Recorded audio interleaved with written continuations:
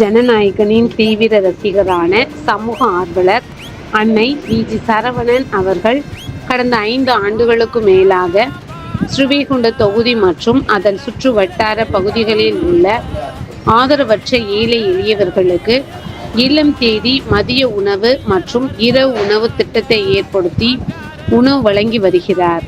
இந்நிலையில் தமிழக வெற்றி கழகத்தின் ஐம்பெரும் கொள்கை தலைவர்களுள் ஒருவரான சமூக ஆர்வலர் அஞ்சலை அம்மாளை கொள்கை தலைவராக அறிவித்ததன் ஏற்பால் தமிழக வெற்றி கழகத்துடன் இணைந்து தமிழக வெற்றி கழக தலைவர் தளபதி திரு விஜய் அவர்களின் ஆசியுடன் கழக பொதுச் செயலாளர் அண்ணன் புஸ்ஸி என் ஆனந்த் அவர்களின் வழிகாட்டுதலின் படியும் 18/2/2026 அன்று 1345வது நாளாக ஏரல், உண்டியலூர், ஸ்ரீவைகுண்டம், கோட்டைக்காடு, சிறுதொண்டநல்லூர் மற்றும் கீழமங்கலக்குறிச்சி அதன் சுற்று வட்டார பகுதிகளில் உள்ள 163 ஆதரவற்ற ஏழை எளியவர்களுக்கு தமிழக வெற்றி கழகம் தூத்துக்குடி மேற்கு மாவட்டம் ஜனநாயகனின் தீவிர ரசிகரான சமூக ஆர்வலர் அன்னை வி.ஜி. சரவணன் அவர்களின் சார்பில் மதிய உணவாக முட்டையுடன் கூடிய மொச்சை குழம்பு சாப்பாடு